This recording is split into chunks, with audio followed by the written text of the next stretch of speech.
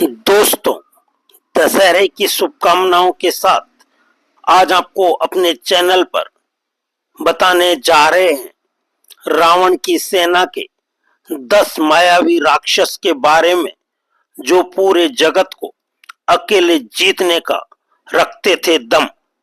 रामायण में सिर्फ श्री राम, लक्ष्मण जी और हनुमान जी ही शक्तिशाली नहीं थे, बल्कि रावण की सेना में भी ऐसे कई योद्धा थे जिनके पास अद्भुत बल और मायावी शक्तियां थीं।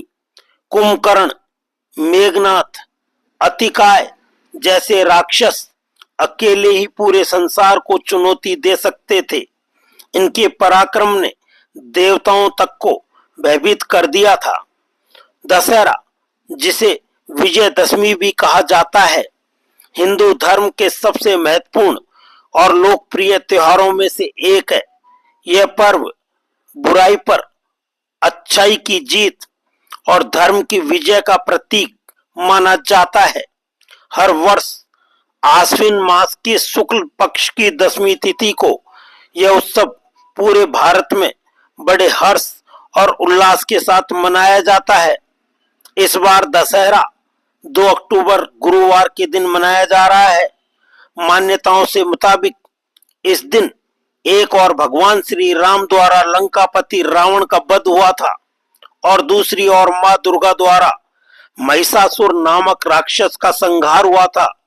इन्हीं घटनाओं के कारण दशहरा या यूं कहें विजयदशमी मनाया जाता है।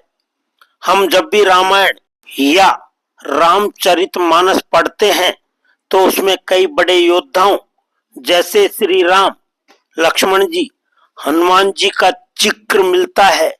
लेकिन क्या आप रावण की सेना के उन 10 राक्षसों के बारे में जानते हैं जो पूरी दुनिया को अकेले जीतने का दम रखते थे? आइए उनके बारे में विस्तार पूर्वक जानते हैं। रावण लंका का राजा था और राक्षसों में वह सबसे शक्तिशाली था। उसकी मां कैकसी थी। रावण सिर्फ ताकतवर ही नहीं बल्कि बहुत बड़ा विद्वान भी था, जिसे राजनीति, युद्ध कला, वास्तुकला और कई तरह के विद्या का ज्ञान था। रावण ने लंका को कुबेर से जीत कर बसाया था। उसके पास इंद्रजाल, तंत्र मंत्र और सम्मोहन करने की अद्भुत शक्तियां भी थीं और उसके पास एक विशेष विमान, पुष्पक विमान भी था। इन्हीं कारणों के कारण सभी देवता रावण से डरते थे। कुंभकर्ण, अति बल कुंभकर्ण अस भ्राता, जेई कहूं नहीं प्रतिभट जग जाता, करई पान सो वही सट मासा, जागत होई त्योपुर त्रासा। यह धोआ रामचरितमानस का है जो राक्षस कुंभकर्ण के बारे में बताता है।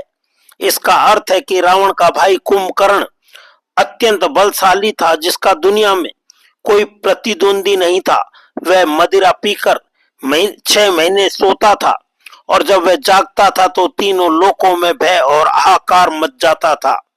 वारिद नाद जेठ सुत तासु, भट महु प्रथम लीक जग जासु, जेहि न होई रन सन्मुख कोई, सुरपुर नित ही परावन होई। ये पंक्तियां मेघनाथ के पराक्रम का वर्णन करती हैं, जिसमें कहा गया है कि मेघनाथ रावण का ज्येष्ठ पुत्र था जो सूरवीरों में प्रथम था और उसके सामने युद्ध में कोई योद्धा खड़ा नहीं हो सकता था। मेघनाथ के प्रकोप से देवलोक में सदा भय और भगदड़ बनी रहती थी। मेघनाथ को इंद्रजीत के नाम से भी जाना जाता था क्योंकि उसने देवताओं के स्वामी इंद्र तक को युद्ध में हराया था। इसके पास नागपाश जैसे दिव्य अस्त्र थे जिससे उसने लक्ष्मण और राम तक को संकट में डाल दिया था। कुमुख अंकपन कुलिस रद, धूम केतु अतिकाय, एक एक जग जीत सक, ऐसे सुबट निकाय। इन पंक्तियों में बताया गया है कि रावण के पास कुमुख, अंकपन, वज्रदंत, धूम्रकेतु और अतिकाय जैसे पराक्रमी योद्धा थे। इन योद्धाओं में प्रत्येक अकेला ही पूरे संसार को जीतने में सक्षम था। यह उनकी अपार शक्ति और युद्ध कौशल को दर्शाता है। अंकपन यह राक्षस रावण का विशेष सलाहकार और सेनापति था। अंकपन की विशेषता थी कि यह कभी विचलित नहीं होता था, चाहे परिस्थितियां कितनी भी कठिन क्यों न हो। उसने हनुमान जी से भी युद्ध किया था और अपनी मायावी शक्तियों से कई बार वानरों को भी भ्रमित किया था। अतिकाय राक्षस अतिकाय रावण की पत्नी विंध्य मालिनी का पुत्र था, जो अपने बल और युद्ध कौशल के लिए प्रसिद्ध था। अतिकाय को भगवान ब्रह्मा का वरदान प्राप्त था कि देव, दानव और मनुष्य उसे आसानी से नहीं मार सकते थे।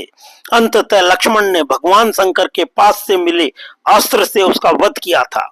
कुमुख कुमुख रावण की सेना का एक ताकतवर राक्षस था। वह युद्ध में बहादुर और आक्रामक माना जाता था। उसकी ताकत और वीरता के कारण उसे रावण ने अपने सेनापतियों में शामिल किया था। धूम्रकेतु धूम्रकेतु रावण की सेना का बहुत ही शक्तिशाली राक्षस था। इसकी विशेषता थी कि यह आग और धुएं के माया जाल से दुश्मनों को भ्रमित करके उन्हें जाल में फंसाता था। खर और दूषण महाबली राक्षस थे।